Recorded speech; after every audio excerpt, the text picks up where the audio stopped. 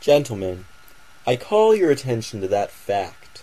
Remember, if you please, that I've spent the better part of my life not on a speaker's platform, but in the country, not in the lecture hall, but in the temple of nature, not in drawing rooms and reception chambers, but in the solitude of my study.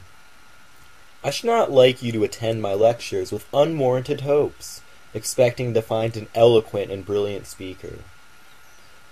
Since thus far I've communicated with the public exclusively through my written works, since I've devoted my happiest hours, my best energies, and my whole mind to my writings, and owe my name and reputation to them alone, it seems only natural that I should take my books as the foundation and guideline of these lectures. Accordingly, they will serve as my text. My role in speaking will be that of a commentator. My purpose, then, in delivering these lectures is to explain, to elucidate, to demonstrate what I've said in my books. What makes this seem all the more fitting is that I tend to write with the utmost brevity and succinctness, confining myself to the most necessary and essential, omitting all tedious transitions, leaving all self-evident parentheses and consecutive clauses to the reader's intelligence, thereby exposing myself to extreme misunderstandings, as the critics of my works amply demonstrate. But before I name the works I have chosen as the text of these lectures, it seems advisable to give a brief survey of my literary work as a whole. My works can be divided into two groups, those dealing with philosophy as such, and those concerned more specifically with religion, or the philosophy of religion. To the first group belong my history of modern philosophy from Bacon to Spinoza, my Leibniz, my Pierre Bailly, a contribution to the history of philosophy and of mankind, my philosophical critiques and principles. To the second belong my thoughts on death and immortality, the essence of Christianity, and finally, the explanations and additions to the essence of Christianity. But regardless of this classification of my writings, all have, strictly speaking, only one purpose, one intention and idea, one theme. This theme, of course, is religion or theology, and everything connected with it.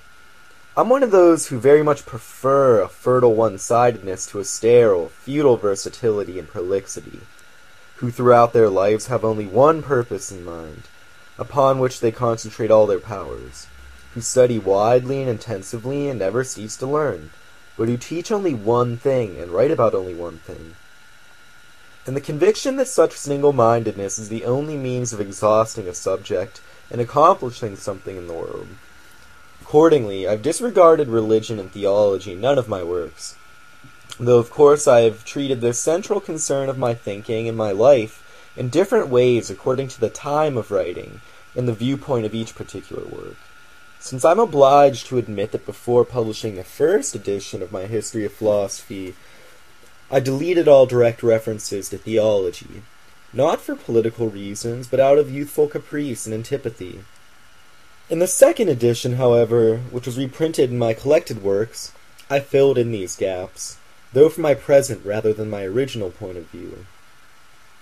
The first name that this work mentions, in connection with religion and theology, is that of Francis Bacon, the father of modern philosophy and natural science, as he's often, and not without justification, been called, because he solemnly professed that he had no intention of applying to religion and theology the profane critique which he developed in the field of science, that he was an unbeliever only in human matters, but in divine matters an absolute and utterly submissive believer.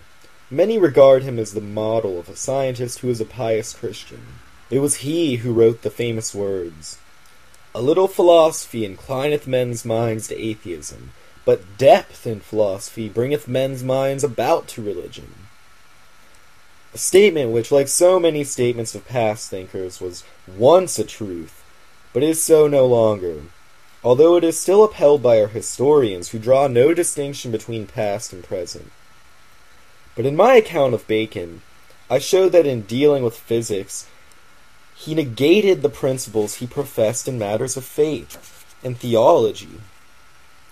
I showed that the old manner of considering nature, teleology, the doctrine of intentions or purposes in nature, was a necessary consequence of the Christian idealism which derives nature from a being who acts with purpose and consciousness, and that Bacon deprived the Christian religion of the all-encompassing character it had held for the true believers of the Middle Ages.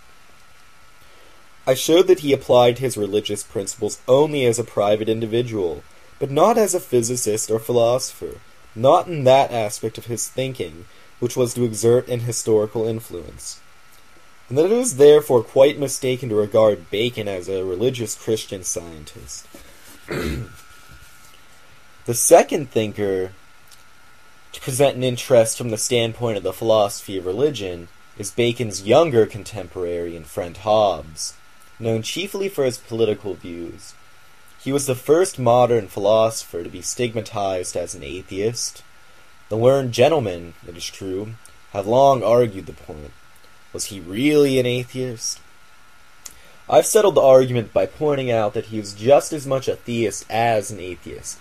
Like modern thinkers in general, he posits a God, but this Hobbesian God is to all intents and purposes no God at all. For Hobbes identifies reality with corporeality, so that according to his own philosophical principle, his God, to whom he is unable to impute any corporeal predicates whatever, is a mere word and no being at all. The third significant thinker, though from the standpoint of religion, he does not essentially differ from the first two, is Descartes. However, I did not deal with his attitude towards religion and theology until later, in my Leibniz and Bailey, because it was only after the appearance of my first volume that Descartes came to be proclaimed the model of the religious, and specifically Catholic, philosopher. But I showed that Descartes, the philosopher, and Descartes, the believer, were two diametrically conflicting individuals.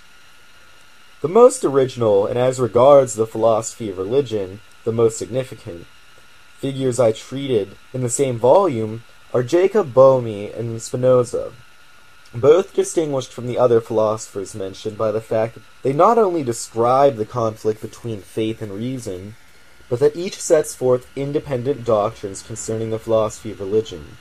The first, Jakob Bohme, is the idol of the philosophizing theologians or theists. The other, the idol of the theological philosophers or pantheists. Bohme's admirers have recently advertised him as the best antidote to the poison of my ideas, the ideas underlying the present lectures. In connection with the second edition of my book, however, I re-examined Bohme in detail, and my renewed study merely corroborated my first conclusion, namely that the secret of his theosophy is on the one hand a mystical philosophy of nature, and on the other hand a mystical psychology, and accordingly that his work does not refute, but rather substantiates my view that all theology consists in two things, a doctrine of nature and a doctrine of man. The same volume concludes with Spinoza. He is the only modern philosopher to have provided the first elements of a critique and explanation of religion and theology, the first to have offered a positive opposition to theology, the first to have stated, in terms that have become classical, that the world cannot be regarded as the work or a product of a personal being acting in accordance with aims and purposes, the first to have brought out the all-importance of nature for the philosophy of religion. I was glad to express my unstinting admiration and respect for Spinoza.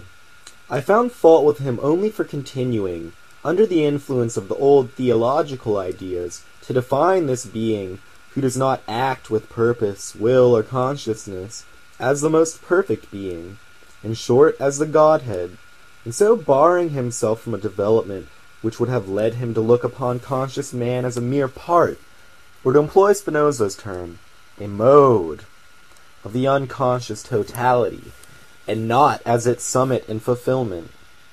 The opposite pole to Spinoza is Leibniz, to whom I have devoted a special volume. If Spinoza is to be honored for having made theology the handmaiden of philosophy, the first modern German philosopher earned the honor, or dishonor, of having once again tied philosophy to the apron strings of theology. In this respect, Leibniz, in his celebrated theodicy, outdid all others. It is generally known that Leibniz wrote this book out of gallantry towards a queen of Prussia, whose faith had been troubled by Bailey's doubts. But the lady for whom Leibniz really wrote, and whom he really courted, was theology. Even so, the book did not suit the theologians. Leibniz sat on the fence between the two parties, and for this very reason satisfied neither. He wished to offend no one, to hurt no one's feelings. His philosophy is a philosophy of diplomatic gallantry. Even the monads, the entities of which in his view all sensible beings consist, exert no physical influence on one another, lest any of them suffer injury. But a man who is determined to offend no one, even unintentionally, can have no energy, no force, for it is impossible to take a step without trampling on some creature or another, or to drink a sip of water without swallowing a quantity of small organisms. Leibniz is an intermediary between the Middle Ages and modern times. He is, as I've called him, the philosophical Tycho Brahe, but precisely because of his indecision, he remains to this day the idol of all those who lack the energy to make up their minds. Already in my first edition of 1837, I not only criticized Leibniz's theological attitude, but took the occasion to criticize theology in general. The standpoint from which I criticized it was Spinozan, or rather, an abstract philosophical standpoint. I drew a sharp distinction between man's theoretical and practical attitudes, identifying the former with philosophy, the latter with theology and religion. In his practical attitude, I said, man relates things only to himself, to his own profit and advantage. In his theoretical attitude, he considers things only in relation to each other. Consequently, I went on, there is a necessary and essential difference between theology and philosophy. To mix the two is to mix essentially different attitudes, and the result can only be a monstrosity. Reviewers of my book were greatly disturbed by this distinction, but they overlooked the fact that Spinoza in his theological political treatise already considered and criticized theology and religion from the same standpoint, and that even if Aristotle himself had criticized theology, he could not have criticized it differently. As a matter of fact, the standpoint from which I criticized theology at the same time is not that of my later works. It was not my ultimate and absolute standpoint, but only relative and historically conditioned. Accordingly, in the new edition of my exposition and critique of Leibniz's philosophy, I criticize Leibniz's theodicy and theology, as well as his related pneumatology, or doctrine of spirit, in a different way.